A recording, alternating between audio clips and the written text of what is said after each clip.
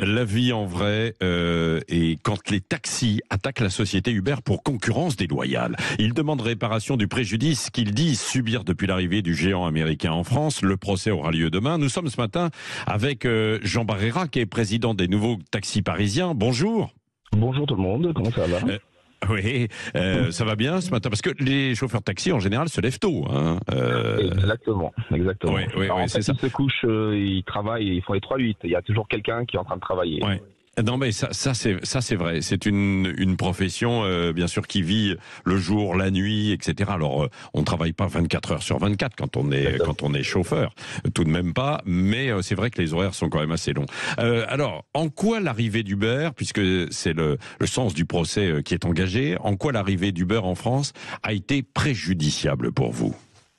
En fait, vous avez une profession qui est une profession régulée, centenaire, régulée depuis Louis XIV. Et du jour au lendemain, il y a une entreprise américaine qui débarque sur le sol français et qui file toutes les lois françaises. Elles ont des chauffeurs qui les font travailler avec un statut de salarié. Mais bien sûr, sans en avoir les droits, ces chauffeurs-là ne sont pas du tout salariés, ils ne payent pas de cotisation sociale pour eux, ils n'ont pas de protection sociale. Le chauffeur peut être déconnecté du jour au lendemain. Et en fait, ce statut-là, on s'est rendu compte que il y avait sur le temps où on les attaque pour avoir fait de la concurrence déloyale, il y a à peu près 4 milliards d'euros de manque à gagner pour l'État rien qu'en cotisation sociale. Ouais. Donc, oui, quand vous avez une entreprise qui paye et d'autres qui ne payent pas, vous n'êtes pas en concurrence loyale, c'est tout simplement ça. Oui. Bon, et alors, vous attendez quoi de ce procès? Alors, qu'on vous donne raison, parce que c'est quelques années après, c'est quasiment 10 ans après que vous avez lancé cette procédure. Parce que bon, grosso modo, Uber est arrivé en 2014 en France, quoi. C'est ça, 2013-2014, hein? 2014, voilà, exactement. C'est à 2014 qu'on a commencé à entendre parler d'eux. Mais vous savez, la justice en France est très très longue. Il y a eu plusieurs dépôts de plainte. Il y en a un récent la semaine dernière qui les a condamnés à 850 000 euros pour concurrence déloyale déjà. Uber a été déjà condamné à plusieurs reprises par ses propres chauffeurs en requalification de contrat de travail. Donc aujourd'hui, on sait que Uber a exercé pendant son arrivée en France avec un statut qui était un statut qui n'était pas légal, qui ne respectait pas la loi. Alors c'est très facile de faire de la concurrence à quelqu'un avec des règles complètement différentes. On dit qu'il y a 2480 taxis, c'est pas ça. Il y a 2480 entreprises de taxis. Ces entreprises de taxis, elles se sont pris en pleine face des personnes qui avaient des règles complètement différentes d'eux. Alors c'est facile, c'est facile de nous concurrencer. Les conséquences, c'est des chauffeurs qui ont dû augmenter considérablement leur temps de travail pour essayer de continuer à faire du bénéfice. Parce que comme une entreprise, c'est pas parce que vous allez travailler, vous allez avoir un salaire. Il faut absolument dépasser un certain cap dans la journée de travail en termes de chiffre d'affaires pour commencer à gagner de l'argent. Pire que ça, les licences de taxi qui étaient à l'époque à 230 000 euros quand Uber est arrivé, se sont effondrées à 115 000 euros.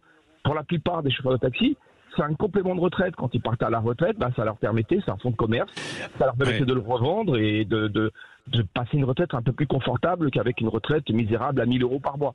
Ouais. Non mais c'est le monde numérique qui est venu perturber aussi un petit peu l'ensemble de l'écosystème pour les taxis comme dans d'autres secteurs, hein, bien sûr, qui a été touché aussi par cette nouvelle forme de concurrence accélérée et possible grâce au réseau, grâce au numérique, grâce au digital et avec les GAFA qui étaient évidemment en tête de gondole. Et vous demandez quoi alors? Vous demandez réparation? On demande réparation. Alors on demande déjà une réparation pour les dommages subis au sein de ces 2480 professions. C'est 455 millions d'euros de dommages et intérêts qu'on demande à Uber, mais en plus on leur demande une astreinte journalière d'1,7 million € jusqu'à ce qu'ils se conforment à la loi. C'est tout simple. Nous on veut pas qu'Uber disparaisse de Paris. C'est pas de Paris, de France, c'est pas notre objectif. Notre objectif c'est que cette entreprise concurrente des taxis, comme les autres taxis, respecte la loi. C'est la seule chose qu'on leur demande. Bon, alors est-ce qu'il y a vous vous appuyez sur des jugements qui ont été rendus à l'étranger déjà lors d'attaques d'Uber comme ça? Oui, pas qu'à l'étranger, en France aussi. Oui, en France aussi. Oui, il y a déjà eu. Alors Uber s'est toujours caché avec des pseudo-histoires au début. Quand ils sont arrivés, ils disaient que ce n'était pas une entreprise de transport, mais c'était une entreprise d'informatique.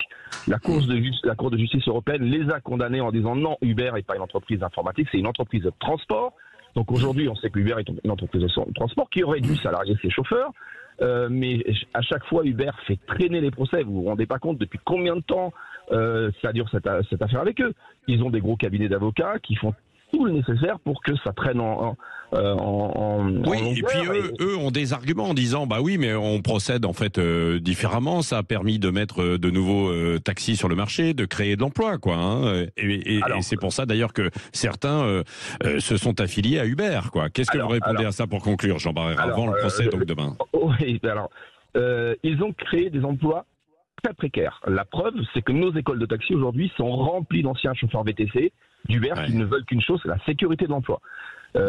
Pourquoi ? Parce que quand vous avez une entreprise qui décide de ses tarifs, qui peut les augmenter ou les baisser fortement du jour au lendemain, vous avez des chauffeurs qui sont dépendants de l'entreprise. Donc il n'y a pas du tout d'indépendance. Est-ce que vous avez déjà vu une entreprise où ce sont les clients qui décident du tarif ? Le client, c'est Uber. Hein. Les chauffeurs sont des entreprises individuelles. Donc il y a un vrai problème. Bon, ben on va suivre ça. Donc le procès est demain, Jean Barrère. Le procès demain à 13h30 au tribunal de commerce de Paris. Merci d'avoir été avec nous et on salue au passage tous les chauffeurs de taxi. Puis là, je mets tout le monde, effectivement, ensemble. Je salue tout le monde. Les taxis plus classiques, hein, comme les chauffeurs Uber qui, eux, en ont profité pour essayer d'avoir un emploi ou en tout cas une activité. Peut-être plus qu'un emploi, une activité. Merci.